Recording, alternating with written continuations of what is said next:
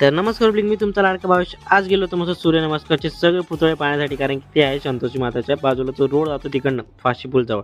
Public इथं सगळ्या प्रकारचे आपल्या सूर्यनमस्काराचे सगळे प्रकार म्हणजे ए टू झेड पुतळे ठेवले, जेवढे 12 नमस्कार होतात तेवढे. आणि इतकं भारी वाटलं पब्लिक, मनाला एकदम.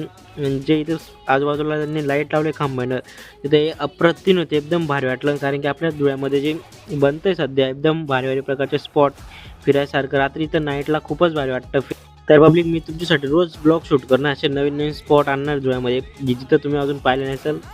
तर एकदम भारी वाटलं पब्लिक, इथं स्वच्छ सुंदर धुळे बनतं, म्हणजे एकदम डेव्हलप होतं आपलं धुळे. पण इथं जे मेन होतं लाईटचं तेच राहून गेलं, जास्तीत जास्त ते पाहिजे होतं आपल्याला. खूपच भारी वाटतं पब्लिक इथं, जेव्हा तिथं लाईटिंग लागते ना. मग तर पब्लिक मस्त शिवतीर्थ पाहण्यासाठी आलं होतं, पण ते मेन म्हणजे त्याचा गेट बंद होता कशा कारणामुळं. तर जाऊ द्या. त्याच्यानंतर मस्त आपण वडापाव वगैरे खाल्ला, आपल्याला वडापाव खावायची खूपच इच्छा होती. मग काय, आजचा ब्लॉग आवडला असेल तर चॅनल सबस्क्राईब आणि लाईक करून घ्या. भेटूया नेक्स्ट